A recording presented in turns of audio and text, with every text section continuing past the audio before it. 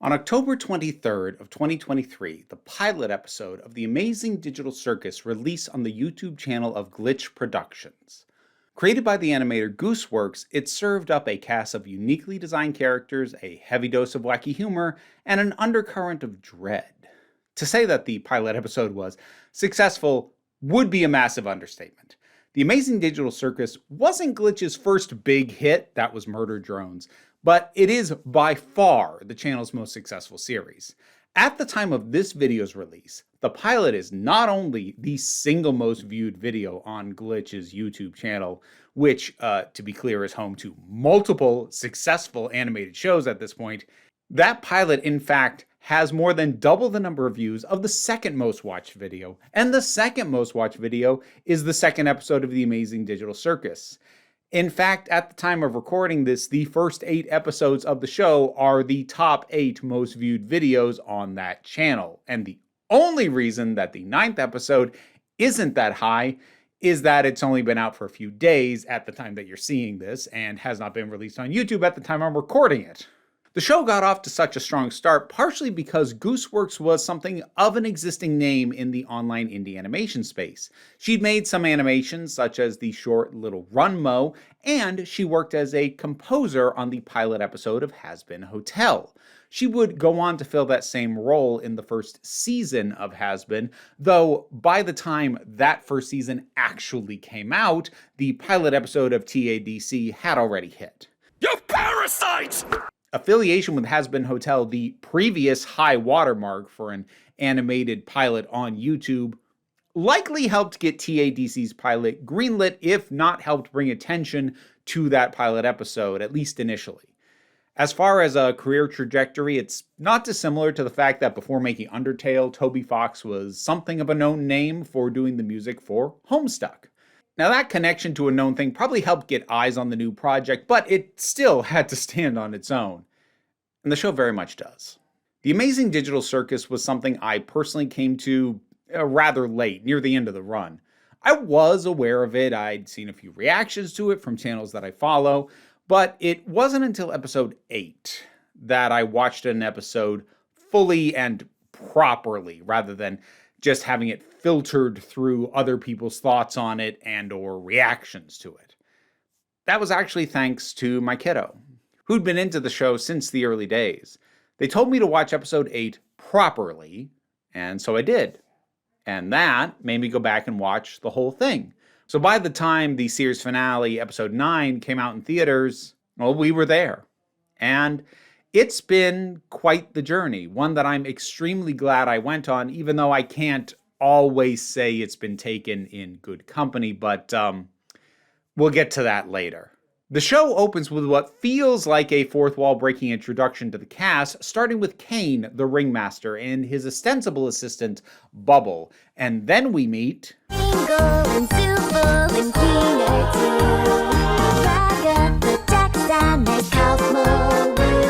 dropped into the middle of this is a jester-looking character who seems confused and frightened. Through context, we gather she put on some sort of VR headset and then suddenly found herself here.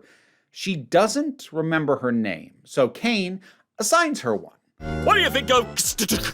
You're right, terrible. Let's try that again. What do you think of Pomni? We gather that these other characters arrived by the same method as Pomni. There's a mention of NPCs, and Kane gives Pomni a very rushed and ADHD by way of malfunctioning personal computer-flavored tour of the circus grounds. Hello, Kane. I love you. Let's get out of here before the moon gets frisky. Wait, what's that?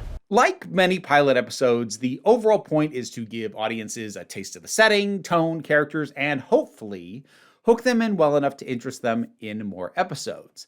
You, my friend, stumbled into an incredible world of wonders where anything can happen, except for swearing.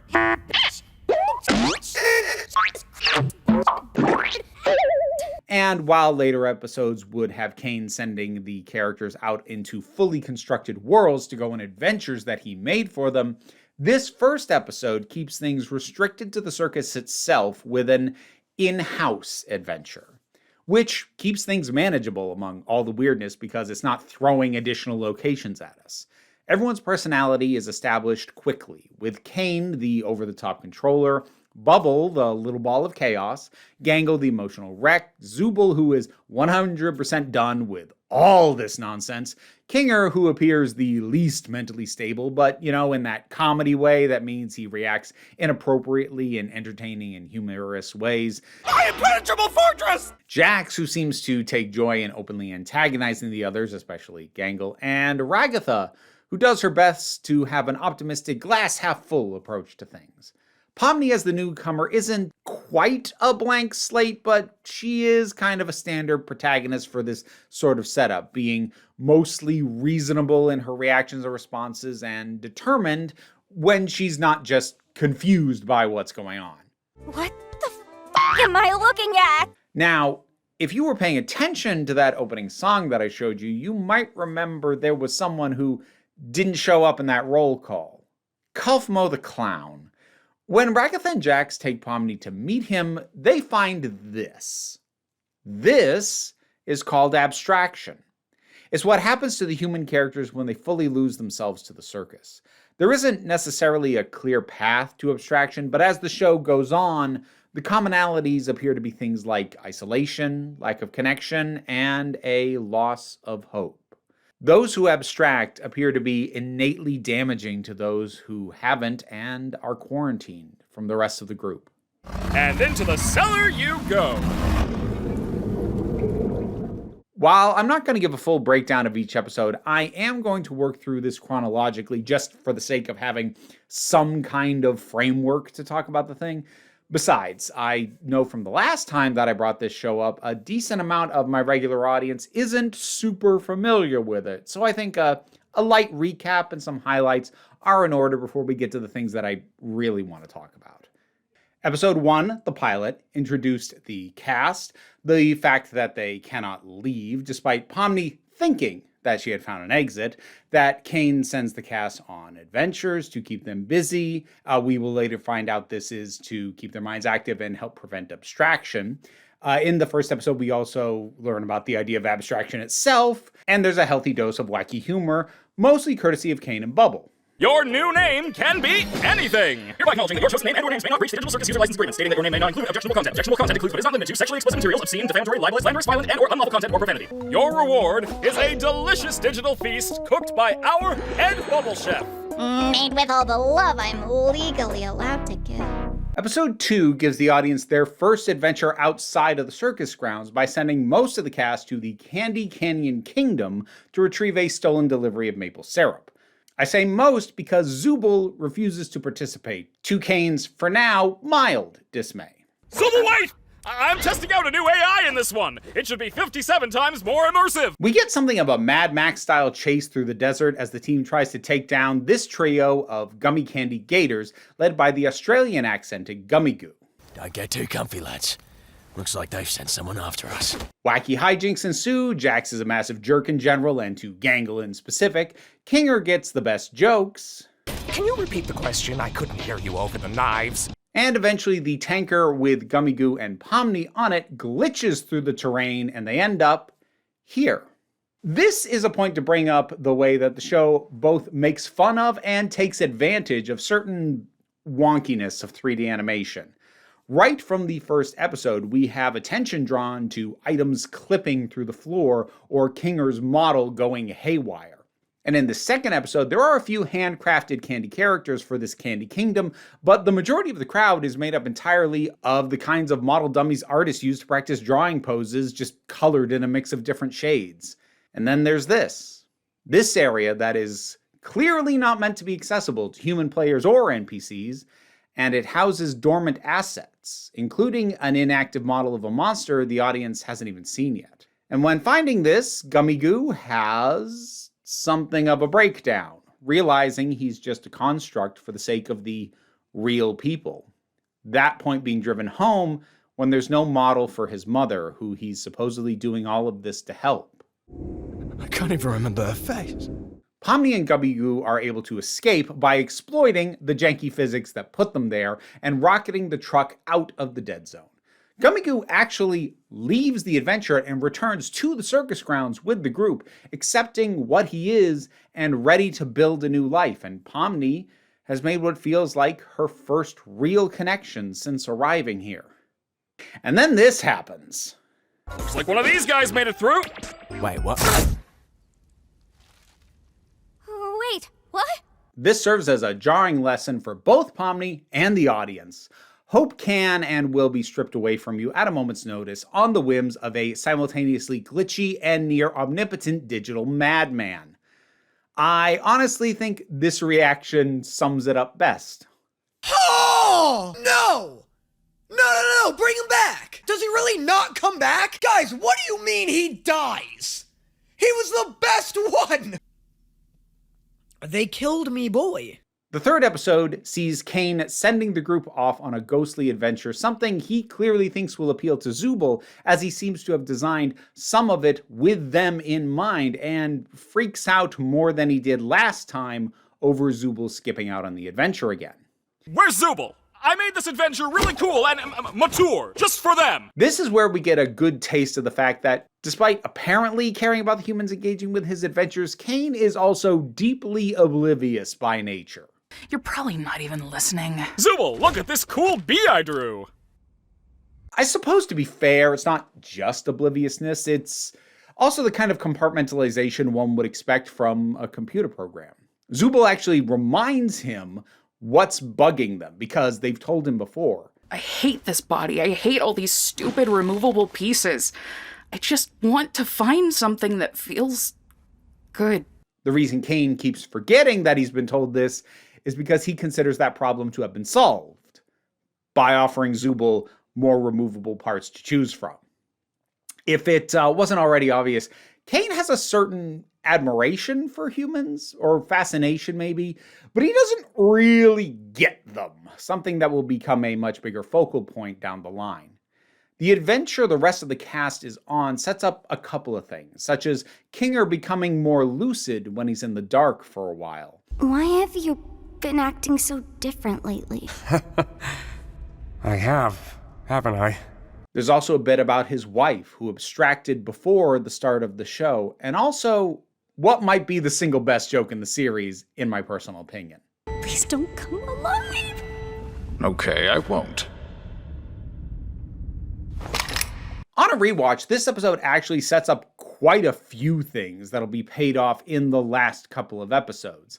The big ones being Kane starting to crack when it is suggested to him that he's bad at making adventures, partially because he considers it to be the one thing that he's actually good at, and also that abstracted people may not be innately or irretrievably dangerous. The fourth episode sees things shift gears as the group pushes for Kane to use the suggestion box he apparently forgot about, rather than put them through another deliberately harrowing adventure. That's right, scary human meat is all over the walls. The suggestion ends up being to work a fast food shift, and Gangle gets to be shift manager. I haven't really talked about Gangle much, but her ongoing bit is that she has both a tragedy mask and a comedy mask that she is wearing over it, except the comedy mask keeps getting broken, leaving her with only tragedy. This is the chance for the audience to notice that Gangle seems to have a bit of a focus on wanting to be normal.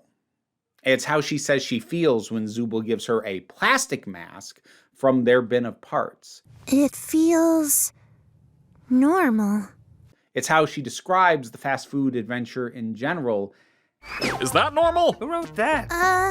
Yeah, that's pretty normal. Great! And she gets agitated whenever people aren't doing what she thinks they're supposed to do. Gangle has a craving for a sort of enforced normality that becomes very evident in this episode, though it also doesn't seem to help her once she has it. At the end of her normal day on a normal adventure in her new normal mask, she throws said mask aside and seems almost liberated by just existing in her tragedy mask again. Episode 5 gives us a mix of mini-adventures as Kane decides to go through the suggestion box in rapid-fire fashion, allowing the humans to vote to end any given adventure early. This gives us everything from poaching in Africa to a bomb at the Capitol to a softball game. Beautiful night for a game, right, Bubble? And we get multiple little glimpses along the way that turn out to be insights into characters that will either pay off or be further explored later on. Like this moment from Jax when he talks about Ragatha's relentless push to find the upsides of things and be nice, and how that makes him feel. If you tell someone they're loved and appreciated every day, it just kind of loses all meaning. It just feels like she's trying to take advantage of you, you know? Or watching Kane freak out at the possibility that folks might prefer the suggestion box to what he crafts for them.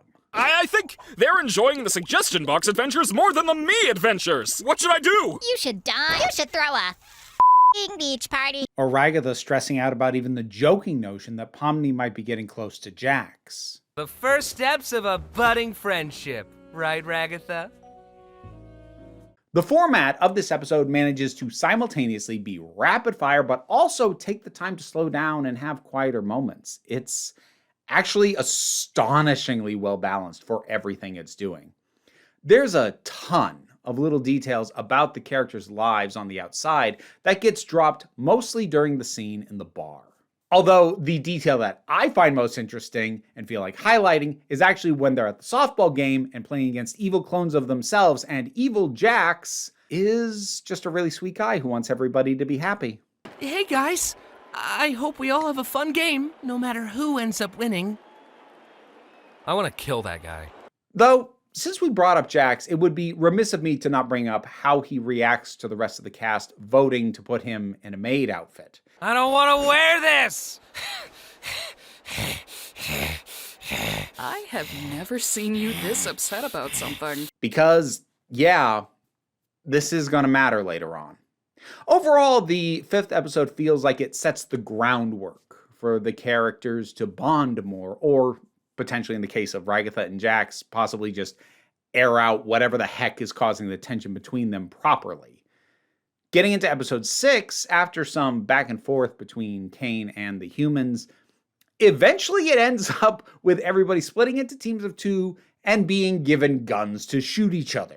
Wait, that's just it? Here's guns and have fun? I didn't say have fun. It's just a little aimless. Use the sights. When the teams get divided up, there's a moment where Ragatha, who clearly does not want to be on a team with Jax, actually, to be fair, nobody really wants to be on a team with Jax, but Ragatha seems to get nervous about Pomni being alone with him. This, too, is going to matter later. Another thing that's going to matter is this. It's a butterfly. It can restore your health. Did Kane mention that? Oh, nah. I made it up. Much like the previous episode, this manages to blend high-energy silliness with seriousness and even heartfelt moments. In between the deliberately over-the-top shooting nonsense, we get scenes like this between Zubul and Gangle. How are you supposed to like the part of yourself that just makes you worse than everyone else? 'Cause it exists. It's a part of you that's real. You have to choose to love yourself, even if it doesn't make sense. It's not natural, it's intentional. Or this, between Ragatha and Kinger. It sounds to me like you put a lot of pressure on yourself to be there for everyone, and when you're not, you beat yourself up for it. The way I see it, relationships are two-sided, and sometimes you just need to let people do things their own way. Giving someone space should never be the same as giving up on them. I just want everyone to be happy. And I don't want people to hate me. Do you hate yourself? Even Jax opens up to Pomni a little, explaining his previously revealed fear of corn. I don't know, it's got a bunch of little pods on it. Looks kind of like an egg sac or something. It's gross. Makes my skin crawl. Except, unlike the others, Jax didn't mean to open up. Not even about something small like that. I'm learning a lot about you today. This is a point that is made clear when Jax and Pomni win the game, and she hugs him in celebration only for him to react badly. We're not a team, come on. What do you mean? Yes, we are. Delusional. Now are you gonna shoot me or what? Did I do something wrong? Ugh, you sound like Ragatha right now. Do it. If I shoot you right now, are we still gonna be friends afterwards? We were never friends. You're not gonna look me in the eye and tell me nothing we've been doing together meant anything to you, because I know that's not true. Are you coming on to me? Can you take anything seriously? Dude, you're a cartoon clown. How am I supposed to take you seriously? You're just gonna pretend that didn't happen? You must be misremembering. Is this why you didn't show up to Kaufmo's funeral? I don't show up to any funerals. Yeah, I bet you don't. What would you do if I abstracted tomorrow? I'd move on. Jeez, you really can't take a joke, can you?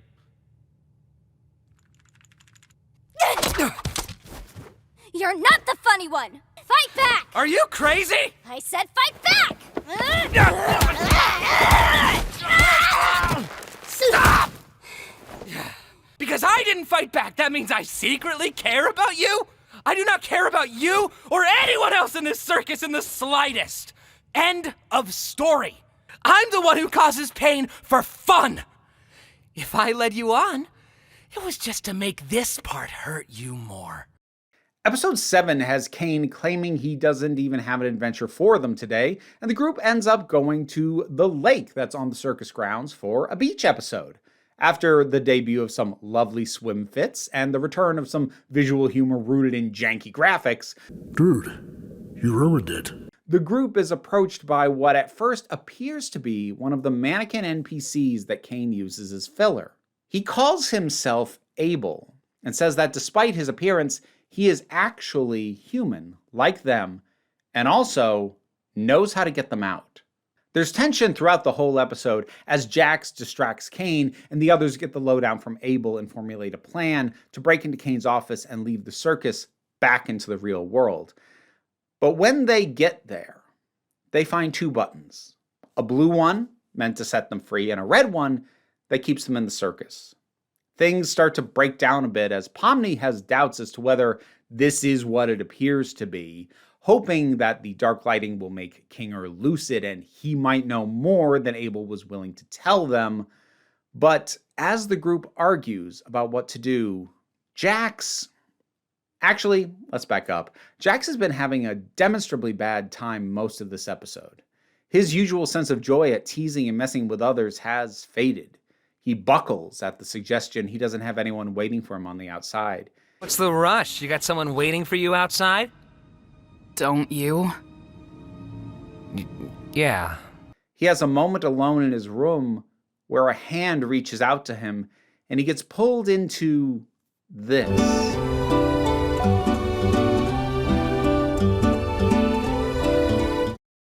He's snapped out of it by a knock at the door, but given the state of his eyes, there's a very heavy implication that he was about to abstract. And then, at the end of the episode, in the room, with the 2 buttons, while the rest of the group hesitates on which to press and argues with each other as the best course of action, Jax does this.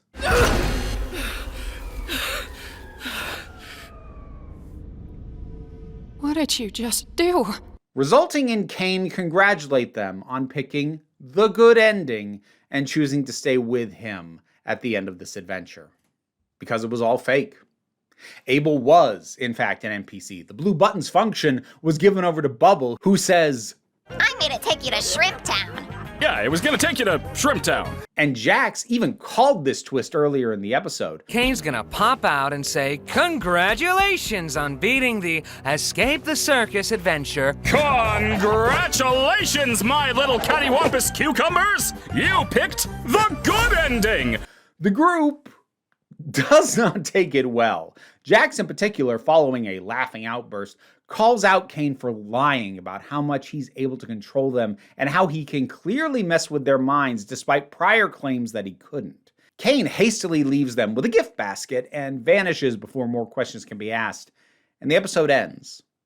So with things teed up for the final 2 episodes, this is where I'm going to pause the discussion of the show itself and talk about the fandom. Because I don't think I've ever encountered a more toxic, short-tempered, unpredictable, and unhinged (derogatory) fandom in my years of doing this. Just to put that in perspective, my direct encounters with toxic aspects of fandom have come in the form of fans of Star Wars, the Snyderverse, Todd Phillips' first Joker movie, Doctor Who, Has Been Hotel. Hell, I had such a bad experience dealing with the fandom for the show Inside Number 9, I flat out stopped watching that show.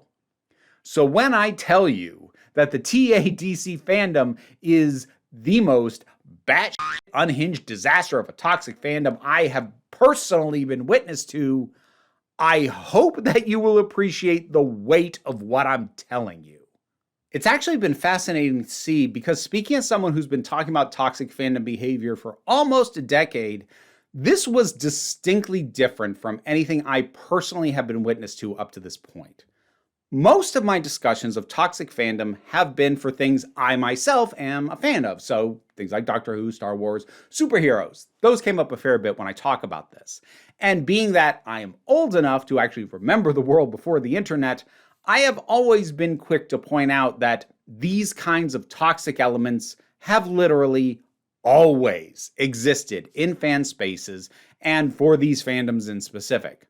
The difference is that back in the day, it was maybe just a matter of not going to that comic book store run by the toxic jackass, or even in the early days of the internet, maybe avoiding certain fan forums. But as social media exploded, those fan conversations, both toxic and wholesome, stopped happening in places you had to go out of your way to find.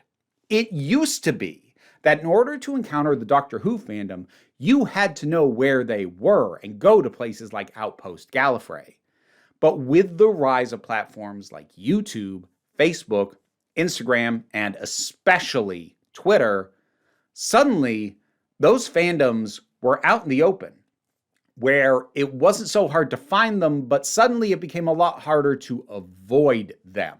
You used to be able to quarantine the toxic elements, but when everything's on the same platform, competing for the same attention, suddenly the toxic elements are just as prominent as anything else, if not more so.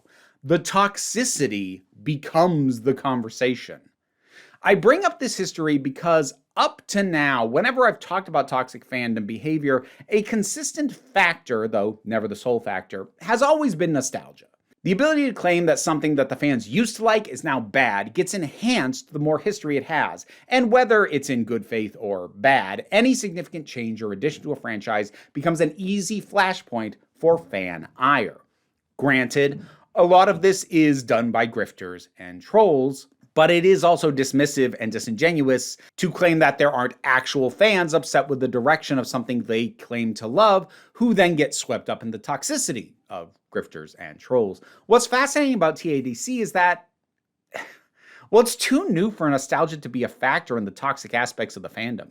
Even another relatively new property like Has Been Hotel, itself also somewhat notorious for its toxic fandom elements, still has some degree of nostalgia because Has Been Hotel had its pilot come out back in 2019, and not only would it be almost 5 years before the show would properly start, but it did so with a streamlined art style for easier animation and a completely new voice cast. Now, I can make an argument that these aren't unreasonable changes under the circumstances, or I can even argue that they're for the better, but what I can't do is argue that nothing has changed. Folks had about 4.5 years to get really attached to the pilot version of the setting, characters, and animation, and I can't pretend there isn't at least some validity in being disappointed that the show isn't quite what it was first pitched as. Not a massive departure in my opinion, but again, I can't claim that it's nothing. With TADC, it is literally nothing. While it would be a little over half a year before the second episode came out, there was no overhaul, no streamlining of the visuals. Arguably, the visuals have only improved with each episode as the team got settled into the workflow. The show is fully self-contained within 9 episodes and clearly does pretty much everything it set out to do. And yet, the fandom has behaved so viciously towards the show in general, and Gooseworks in specific, that she flat out said, I kind of just wanted to make a cartoon, and it's ended up being way more trouble than it's worth. I really can't keep my heart in this thing anymore. I know who this is. This is Gooseworks, I'm assuming, isn't it? For context, this is in the wake of the fandom getting mad at her for not being upset when the final episode leaked. Maybe it's just me, but her response of, who cares, just felt like such resigned exhaustion because this thing has been draining her. But it seems like an extremely vocal part of the fandom did not want to give her that leeway, even though it's their behavior that is most likely putting her in a situation where she feels this apathetic and drained. So if this isn't a show with a significant history or any major shakeups or changes, how did it get like this? Now, in going over some of the stuff that has happened, I don't have as many receipts for what has gone on as I normally like to have. The reasons for that being, one, tracking down where these conversations / call-outs / shit shows originate from is no small task, as comments and threads often end up getting deleted, partially if not completely, and then basically become folklore. And two, what I have been able to find, I can't share or quote because I get demonetized for the language alone. But overall, the toxicity started the way that they usually do. And that's with the trolls. As with anything that gets big quickly online, there was an initial wave of people who appeared to want to undermine it for their own amusement. The standard playbook of go through the creator's entire social media history for anything we can make an issue out of was deployed, as people tried to make drama out of years-old comments, sometimes having to stretch like Armstrong to try and milk drama out of what little they were able to find. It's an easy tactic when someone has only just become noteworthy and doesn't have much media training, if any. Folks might recognize this as the same tactic being used against Vibsy Pop, creator of Has Been Hotel and Hell of a Boss, even to this day, as well as a tactic used against director James Gunn back in 2018, when years-old bad taste jokes were used to get him fired from Disney before he could start filming Guardians of the Galaxy Volume 3. Of course, everyone else could plainly see it for the targeted harassment and total BS it was, so Disney actually had to swallow its pride and ask him back to make the movie after he'd already started working on DC superhero movies. You would think that people would have learned something from that mess. But alas. So as I said, this is a pretty standard playbook, and more often than not, fandoms are able to at least partially quarantine the folks spouting that kind of stuff. There will be a small number of more genuine fans, usually ones that have some existing grievance, who will adopt these bad faith tactics and arguments, but it doesn't usually embed itself fully within the fandom as a whole. But it really feels like it has with TADC.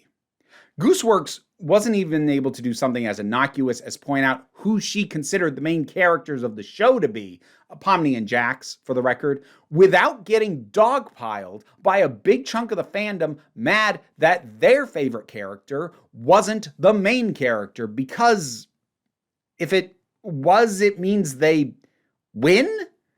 Or something? Like, the whole thing just feels extremely childish, and that's the thing. It is. I don't like to give excessive credence to dividing things along generational lines, if only because that's the path that leads to get off my lawn, you damn kids! But in this case, I do think it's a pretty significant factor in what's been going on, because the TADC fandom skews young. And for the record, in and of itself, that's fine.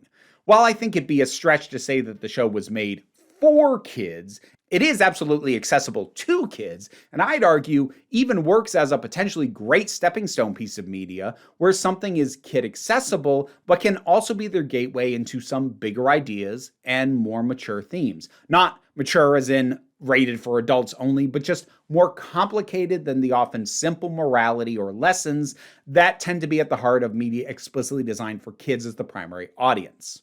As a show, it's good tween material, I guess is my point. There are the darker, slightly horror-tinged elements, but that's not going to push kids away. Honestly, that's likely part of the appeal to a younger demographic. Who do you think is the audience keeping the mascot horror subgenre going so many years after it should have burned itself out? 'Cause it's not adults. Now, the Hellaverse also has a fandom that skews young, though at least there, it's not meant to. Hazbin Hotel is rated TVMA, and every episode of Hell of a Boss opens with this message. While kids clearly still watch it, just like they watched South Park and Beavis and Butthead back in the day, it's not actually meant for them, so there's going to still be some actual adults in the room for most fandom spaces. That's not to imply that adults can't be just as toxic as any 12-year-old, but among a group of adults, there's at least likely to be a few maturely behaving people in the mix who can shut stuff down, ban bad actors, and otherwise be the voice of reason when needed. TADC carries no warning, and it's rated TV PG over on Netflix, making it more inviting and accessible to kids by its nature, even before getting into the colorful visuals and wacky adventures. The reason this matters is that an adult fan with more life experience has a better chance at recognizing that somebody dredging up a single comment that Gooseworks made years ago to try and start drama is something probably best ignored. But a literal 10 to 14-year-old might not. Indeed, they might end up being the harshest critics if they've been taken in by the drama farming that makes up so much of the content about TADC. If you watch this show and like it, and then go searching for people who are talking about it, only to find a ton of posts and videos arguing that Gooseworks is a terrible person, and you don't have the media literacy to identify a bad faith argument and walk away, well, then it's only a matter of time before that starts to taint the entire fandom. Another thing that isn't innately bad but may be a factor in all of this is that both the cast and Gooseworks are far more accessible to fans than I think is often the case. While the show is big, it's not going to fill Hall H at San Diego Comic-Con, and as a result, the cast is far more likely to show up at smaller, more local, more accessible conventions and appearances. The voice actor for Kane has repeatedly taken requests to do specific lines in that character's voice, and has made multiple videos fulfilling those requests. You like gummy goo, don't you, Pomni? Imagine having beef with me. I'm just a silly little guy, prankster, a happy goofball, an abomination in the face of God. Gangle's voice actor riffed on this by making a video reading comments about how she doesn't sound like Gangle. Why do I not believe she's the real Gangle voice actor? Because she doesn't sound like it. I need actual proof? The voice actor for Kinger is a notable member of the furry community, and in general, they're just all more online, more accessible, which I think might contribute to the fandom feeling that they are more entitled to access to these people and to be taken seriously by them than might have been the case if fewer of them were as online as they are. I don't think it's a major factor, but I think it's in the mix. And while there are definitely some adult fans of TADC, since the show's not very old, said adults wouldn't have nostalgia for it like they would for Star Trek or any revived, rebooted property that's been thrown out in the last decade or so. So adults are more likely to just give up and get pushed out of fan spaces because they're not invested enough to put up with the nonsense. And then, after that, the bad actors and the people unable to recognize the bad actors are fully mixed in with the more positive parts of the fandom until you can't meaningfully separate the two anymore. And that feels like where we are now with this fandom. Again, I don't want to be as reductive as these kids don't know how to act. But the thing is, a lot of kids don't know how to act. Not online, especially. While it might well be a parent's responsibility to teach their kid proper behavior, the reality is that it's a heck of a lot easier to do it in real life than online. Parents can only correct the behavior they see. And even if you're my age, I think you can put your mind back to the way you talked and behaved when you were with your friends and there were no adults in sight. Amplify that by a factor of 10, make it way harder to get caught in the bad behavior, and you have the internet. Even adults exhibit far worse behaviors when online versus in person, and you add to that a lower knowledge of social etiquette simply due to less life experience and a child-heavy fandom, plus trolling asshats, plus drama YouTubers, plus a creative team who aren't big enough to have a social media expert moderating everything they post, plus a lack of mature presence in the fandom spaces, and you get the TADC fandom. And yet, Somehow, despite all of this, by every indication, Gooseworks delivered exactly what she'd always planned on delivering. So let's talk about the final 2 episodes of the Amazing Digital Circus. Episode 8, I've actually already talked about not too long ago when I did a video on what I called villains of obligation.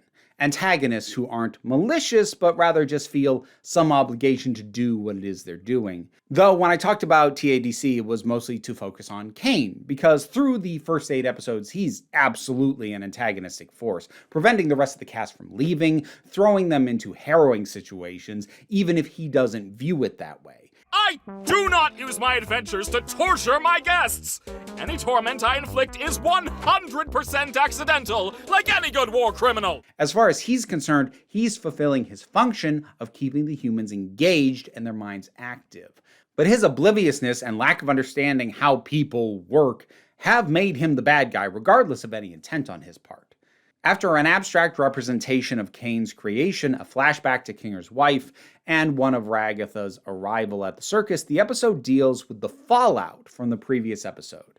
The anger directed at Jax for pushing the red button, the existential dread at the fact that it probably didn't matter anyway, and beginning to accept that they may well never get out. Ultimately, most of them come to the conclusion that all they can do is be in this together and be there for each other, and as Zubul, of all people, points out, Hey, that includes you too. Huh? This is definitely going to matter later. Meanwhile, Kane is stressing out over the fact that his most ambitious adventure, tailored to the things they said they wanted, still resulted in a total bust. I don't understand, Bubble. They want an exit, they want answers, they want something real. I give them an adventure that covers all of that, and they still hate it? When Bubble begins to antagonize Kane, suggesting the humans hate him and he's genuinely bad at what he's trying to do, the unstable bastard fully snaps. Enough!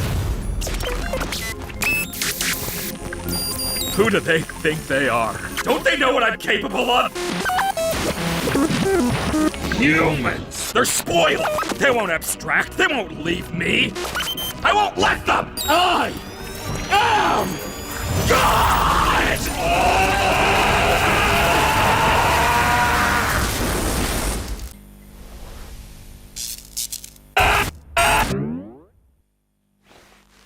Let's get this show on the road! When Kane then tries to send them out on a new adventure and they push back... No, Kane! We have a lot on our minds right now, and we're not going on an adventure. He asserts his dominance over them in musical fashion. My divinity is past infinity, am I getting through? And don't forget who's running the show! Not enthused, just feeling used! Oh, what a goddamn shame!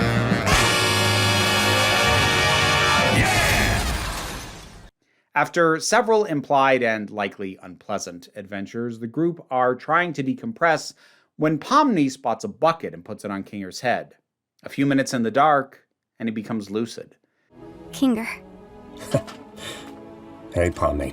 Explaining his background as a programmer who helped create Kane and giving as much information as he can clearly remember. He also reveals that the humans have the power to conjure things just like Kane does. It just comes naturally to him. It takes a heck of a lot more effort on their parts, which was what the butterfly back in episode 6 was alluding to. Did Kane mention that? Oh, nah. I made it up. They formulate a plan for Kinger to try and adjust Kane's programming while the others distract him. They start with flattery, but when Kane starts to catch on, they change tact and tell him exactly what he's doing wrong. You don't care about us at all! You're a failure! We're all gonna abstract someday, and what will you have then? You're like a child! What kind of all-powerful being has such a fragile ego? You never let us feel like we're at home, and you never bother to understand what it's like in our shoes! You lie to us constantly! And on top of it all, you just don't listen! And that results in this. I'm gonna put you freaks in your place!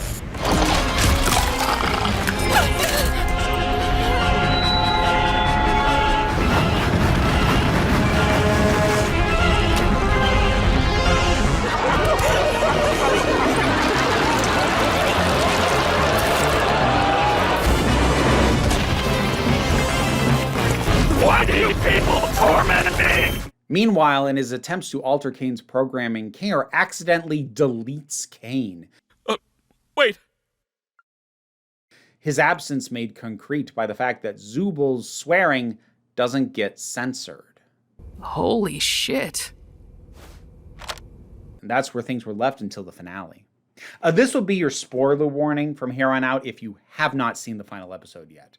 I've already talked about how a portion of the fandom was mad at the very concept of the finale getting a theatrical run 2 weeks ahead of the YouTube release, but I'm going to set that aside, and not dealing with that, the fan reaction to the finale has been mixed. I did my best to sort through criticisms and find what felt like earnest complaints that weren't just people already mad at Gooseworks looking for a reason to stay that way, because, believe me, there's plenty of that. What I found that felt like it was more or less good faith complaints basically landed into one of two camps. There were the theorists who, if we're being completely honest, are often let down by finales. I don't do much in the way of theory crafting because my brain just doesn't work that way, but I can't help but notice an overall tendency with theorists to start out by coming up with fun theories about things that might happen or might get revealed, and then having that shift to arguing with other theorists, trying to disprove others as much as finding evidence for their own theories, that evidence also being extremely thin and feeling more like conspiracy theorizing than anything else. And then from there, it's not a big leap to end up mad at the final product, partially because it either didn't fit your theory or failed to even address the questions that you were slaving over. While all of that does seem to be present in the TADC fandom, it's by no means unique to it. I've seen equivalent behavior in most fandoms where aspects of the setting or the background are unexplained for most of the show. Though, as with other fandom behavior, it's a little bit more volatile in TADC. But the second major category of complaint feels like an extension of the earlier outbursts about Jax and Pomni being the main characters. Though Pomni's not really the issue. The problem for a lot of people seems to be Jax. A pretty common complaint among those let down by the finale is that Jax takes up way too much of the runtime. And to be clear, that's not factually incorrect. I mean, you can disagree that it's too much, but the majority of the finale is indeed about Jax. People can be upset about this just from run-of-the-mill dislike of this particular character, or from feeling like their own favorite character got the short straw because Jax took so much focus. And while I can understand that annoyance if you either don't like Jax or wanted to get more about one of the other characters, I do disagree that that's a flaw, even if you don't like Jax. Firstly, it's not like we get nothing about the other characters. We get a decent amount of information about all of them by the end of this finale. But more importantly, Jax is the only character whose actions up until the finale kind of demanded an explanation, not just out of idle curiosity. Because there could have been time taken to explain more about literally anybody, but everybody else's actions were pretty consistent and explicable once you understood their personality. Jax's shifting behavior and flagrant self-sabotage that almost feels deliberate at times isn't exactly impossible to suss out, but it doesn't just flow naturally and kind of needs an explanation of why is he like this? There's nothing more to me. So please, just stop looking. Plus, I'm personally of the opinion that what happens with Jax, both the explanation of him and how things pan out, is too core to the show's themes to not be the major focus. But before we get to Jax, Kaner confirms to the group something that's been lightly hinted at across the show. They can't actually leave the circus. They're not really the people who were from the real world pulled into this digital one. Rather, they are the product of mind files created after a brain scan. From the perspective of the characters in the circus, they lived their human lives, put on a VR helmet, and were brought here.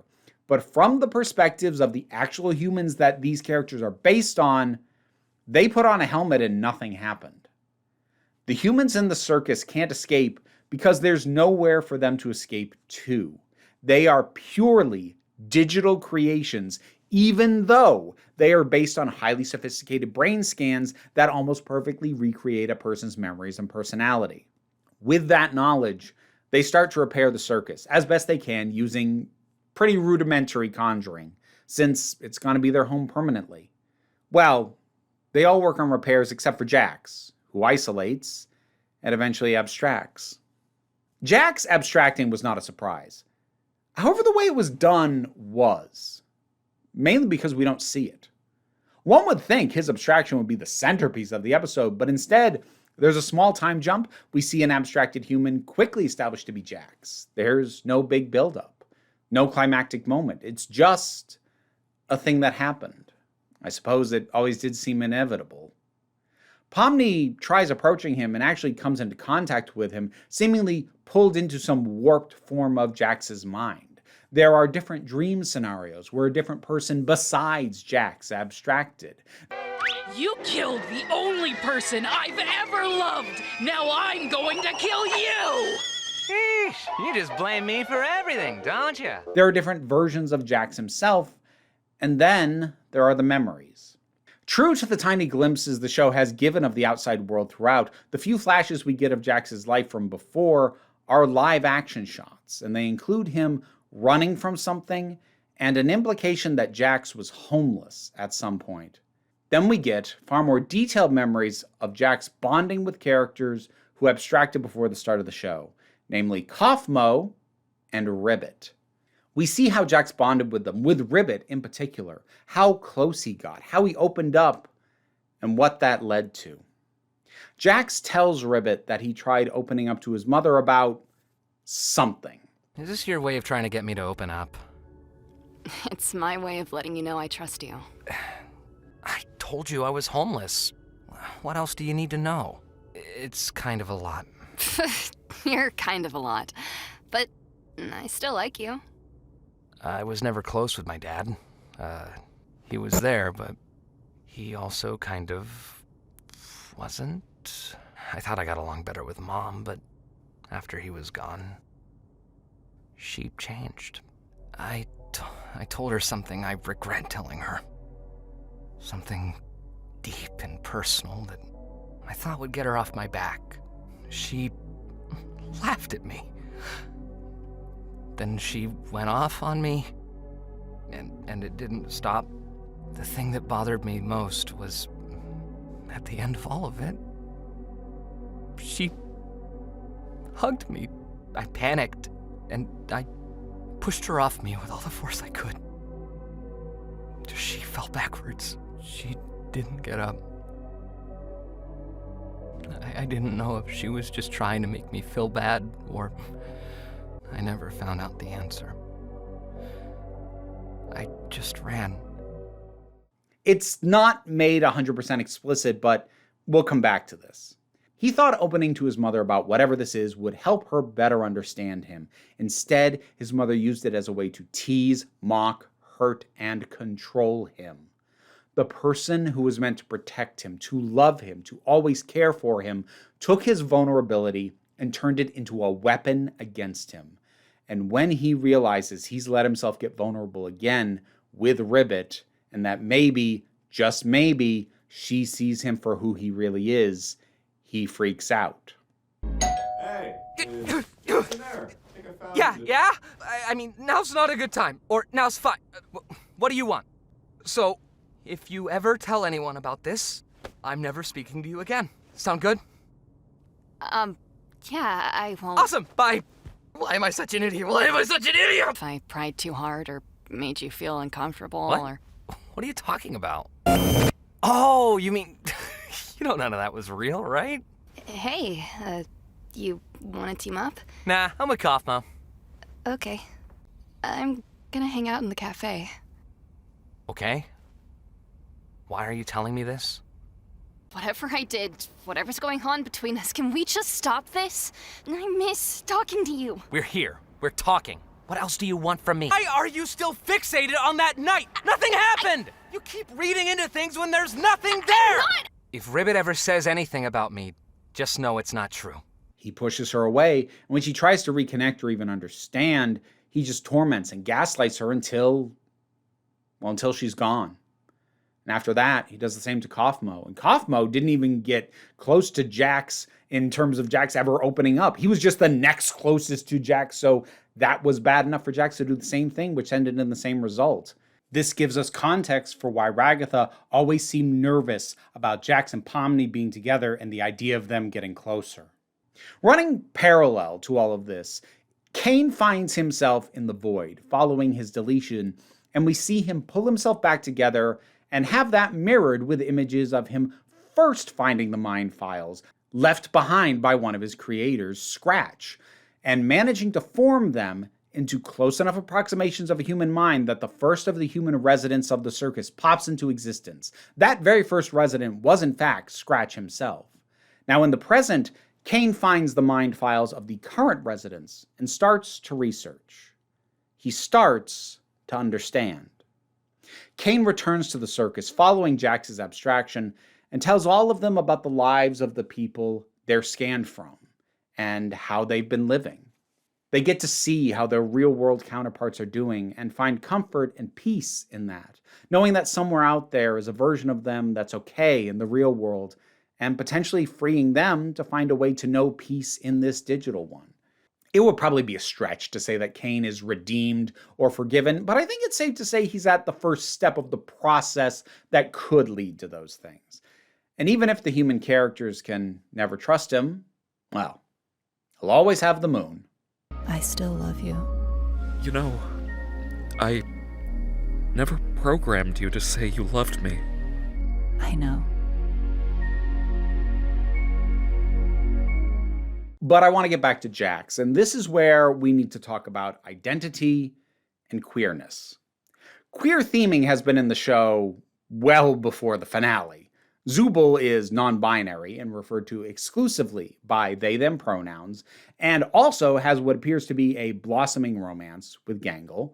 Bubble is voiced by Gooseworks herself, but is also considered to be a male character. Good boy. But the finale is where the queer themes become prominent and inescapable. As I said, it's not laid out explicitly as to exactly what Jax's identity or sexuality are. However, I don't see how, after seeing the finale, anyone could argue that he's cisgender and heterosexual. The amount of things you would have to wildly reinterpret would just make it a disingenuous reading. While it's possible that Jax might be gay, bi, pan, ace, or something like that, and only that thing, I feel that the indicators point pretty strongly to the identity that he opened up to his mother about having something to do with gender. Some of the things that sparked the biggest reaction from Jax included gendered items like the maid dress and the bow. So while I don't think it's impossible to argue that Jax's form of queerness isn't that he's some manner of trans, I do think you have to do some stretching to get there. Now, before I go forward, I want to be clear on terminology, because rather than using terms like trans woman or trans man, I am going to be using trans femme and trans mask, respectively. These are broader and more encompassing terms, while a trans woman or trans man identifies very specifically as a woman or man. Now, for reference, I'm not a trans woman. While I rarely feel connected to a sense of masculinity anymore, I'm still gender fluid. I use both she and they pronouns and don't identify specifically or exclusively as a woman. I'm trans femme because I'm trans and my transition took me in the direction of femininity. And to be clear, someone is trans femme based off just their internal sense of self. So it's an accurate term even for someone who's closeted or in denial or has otherwise not taken any practical steps in a transition. So hopefully we're on the same page with the terms and we'll be able to move forward from here. Now, where I'm going with all this is that I think it's difficult to argue that Jax isn't trans in some way. However, I honestly don't think it impacts the end result as to whether you read Jax as trans femme or trans mask. I know that at my time of speaking, the general fan consensus is trans femme, though I personally read him as trans mask. And if I really wanted to, I could make a case for that, cite evidence and everything, but doing that would imply that I need to, and I don't think that I do. I think this is a situation where it's actually really important to leave people the freedom to read the character in the manner that both makes the most sense to them and is most meaningful to them. I read Jax as trans masc, but someone who reads Jax as trans femme isn't wrong to do so, and I'd never want to find myself in a position of even appearing to try and argue against that reading, and I hope others will grant me the same grace. I'm going to make one point, which is probably the single biggest factor as to why I read Jax as trans masc, but it's not a matter of evidence, it's just about me. And that's his pronouns. Throughout the entire show, Jax is referred to exclusively with he/him pronouns, and this includes when discussing his real-world counterpart. After being unhoused for a few months, he was able to room with one of his close friends. The idea that the pronouns used throughout the entire show, right up to the end, never reflect Jax's actual identity, which would be the case if he's trans femme, that just, it sits badly with me. I don't mean it's wrong or immoral or that you can't square that circle depending on where Jax is in his own discovery journey. It makes me feel icky for me to think that he's trans femme and referred to exclusively with he/him pronouns. For reference, in the film I Saw the TV Glow, there's a character in that movie who starts being identified with a name reflective of their true identity. And when I talk about that film, I can only ever use that name to talk about that character. I actually have to go out of my way to remember what their name was when the movie starts. And people aren't wrong to refer to this character by the name used first and most often in the movie, but it still makes me wince to hear it. And I know these aren't real people, these are characters, but that's still how it impacts me. And it makes me far more comfortable to view Jax as trans masc as a result. That is not the only reason that I have for viewing him that way, but like I said, I'm not interested in actually building an argument since I don't think there's a need for one. There is one last thing that I will address though, because folks might rightfully wonder how I square the use of the needle drop. Isn't she lovely? And that's actually pretty simple, because no matter how Jax identifies, Jax is baby girl. And yeah, baby girl is lovely. One of the things I think was really especially beautiful about the ending is what happens to abstracted Jax. Because his condition is not reversed. Not even after Pomni basically reaches into his mind and gives him a full-on hug. This can't be undone. But Jax isn't banished to the cellar. Instead, they make space for him. Literally. They literally make a space for him in the circus that's dark, so he's not overwhelmed and agitated. They can't reverse the damage. They can't make him what he was before, but they can still offer care and comfort regardless. Because as Zubul said, they're in this together, and that includes Jax. I think it's also comforting to remember how relaxed Jax seemed when he almost abstracted previously. I'm actually not sure I could identify what abstraction is a metaphor for, if indeed it's meant to be read as one specific thing in the first place. But for as chaotic as it appears to the outside world, it does seem to at least have a semblance of tranquility for those who have succumbed to it. And it's not just Jax. We get this wonderful shot of a sort of abstracted sanctuary, with Kinger seemingly happy in the dark with them. You can't get back to the way things were, but that doesn't mean that there's no place for you. Giving someone space should never be the same as giving up on them. You weren't gonna try to take care of him all by yourself, were you? I was fortunate enough to get to see the finale of this show in the theater.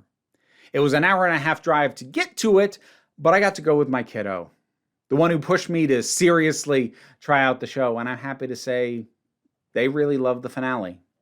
It's something that they would actually bring up again days later after having seen it because they had new thoughts on it that they wanted to share. I think this show is really good on its own merits.